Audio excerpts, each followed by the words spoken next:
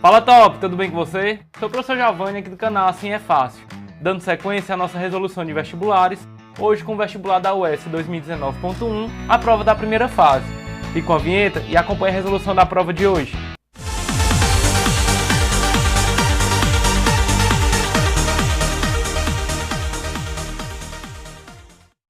Nós vamos resolver agora a primeira questão do vestibular da UES 2019.1, a prova da primeira fase, o gabarito 1, que é a questão de número 39. Para assinar a lista de frequência da aula de hoje, não esqueça de se inscrever no nosso canal, marcar o sininho das notificações, deixar o seu like e compartilhar nossos vídeos com todos os seus amigos. Também não deixe de curtir as 2 dicas de vídeos que serão postadas ao final da resolução dessa prova, juntamente com a vinheta do nosso canal. Acompanhe a leitura do enunciado. Considere uma gangorra em que 2 crianças gêmeas estão sentadas, cada irmão, em uma extremidade. Vamos então representar por meio de um desenho a situação mencionada no enunciado.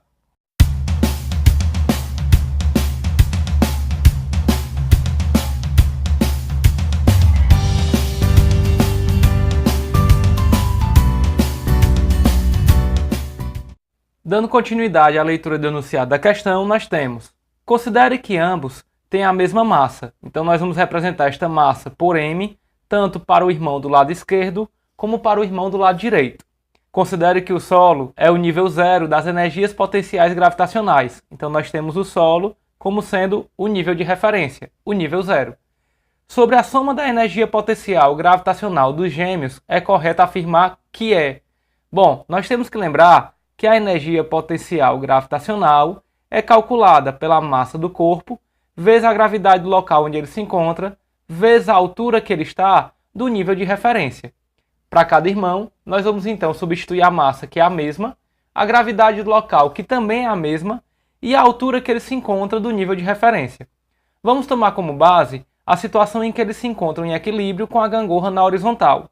Veja que nessa situação, a altura que os dois se encontram em relação ao nível é a mesma, que nós vamos chamar de H. Desta forma, a energia potencial total, que é o nome que eu vou dar à soma das energias potenciais de cada irmão, vai ser mgh para o irmão do lado esquerdo, mais mgh para o irmão do lado direito.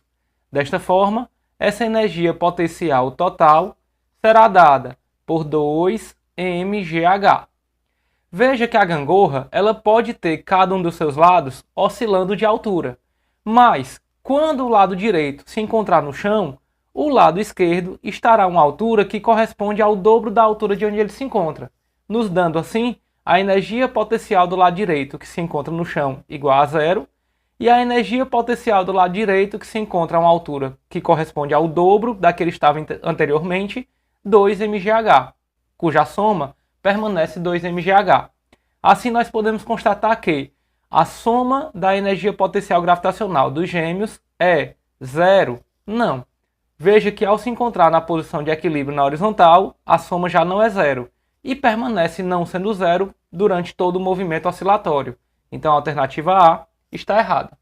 Alternativa B, constante e não nula, mesmo com as mudanças nas alturas de cada criança. É justamente a resposta da nossa questão, a alternativa B, visto que ela permanece por todo o movimento oscilatório com o valor de 2mgh, percebendo que quando uma criança se encontra a uma altura menor, a outra se encontra a uma altura maior, compensando o que a primeira reduziu.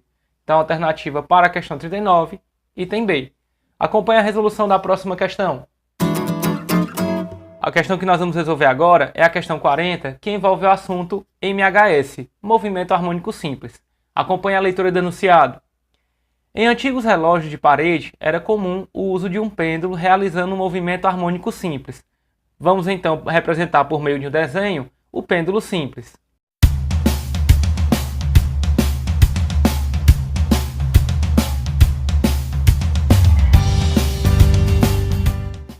Veja que eu representei por meio desse desenho a posição que o pêndulo se encontra em um determinado instante do seu movimento, mais afastada da sua posição de equilíbrio, que é a posição central. E do outro lado, a posição em que ela vai estar numa situação também mais afastada do seu ponto de equilíbrio, na posição oposta. Continuando a leitura do enunciado. Considere que um desses pêndulos oscila de modo que vai de uma extremidade à outra em 0,5 segundos.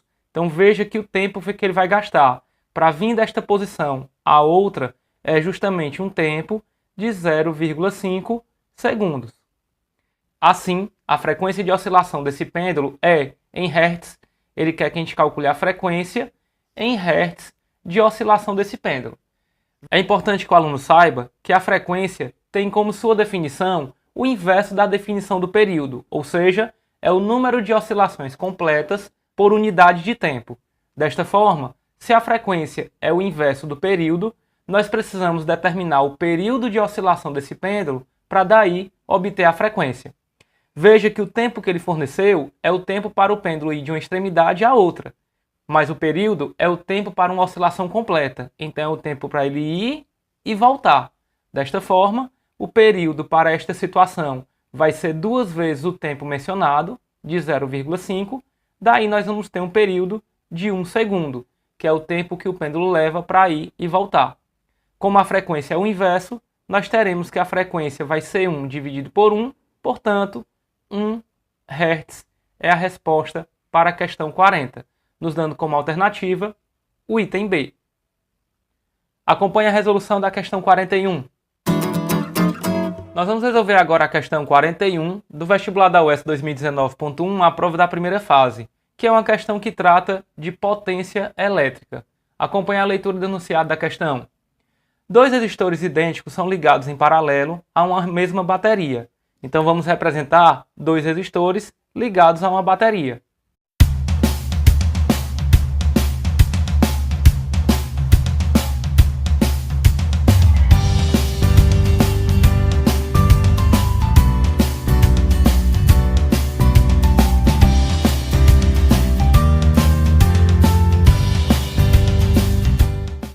Feita a representação, vamos continuar a leitura do enunciado. Considere 2 massas de água M1 e M2, com M1 igual a 2M2, então M1 igual a 2M2, e temperaturas iniciais iguais. Θ inicial do recipiente 1 é igual ao θ inicial do recipiente 2. Se cada resistor é mergulhado em uma das massas, então vamos aqui representar os recipientes nos quais cada resistor foi mergulhado, o recipiente 1, onde nós vamos representar a massa indicada por M1, então está aqui o recipiente contendo água de massa M1, e o recipiente 2 contendo também água, mas com outra porção representada por M2. Então está aqui no outro recipiente, cuja massa é M2. É correto afirmar que a quantidade de calor Q1 passada para a massa M1 e Q2 passada para a massa M2 são tais que, veja que a questão pergunta a quantidade de calor passada para a água, não a quantidade de calor utilizada pela água. Veja que isso é um distrator para fazer com que o aluno tenda ao erro. Caso o aluno identifique que a quantidade de calor utilizada pela água, logo ele tenderia a achar que deveria utilizar a quantidade de calor necessária para variar a temperatura dessa água, calculada por m c Δθ.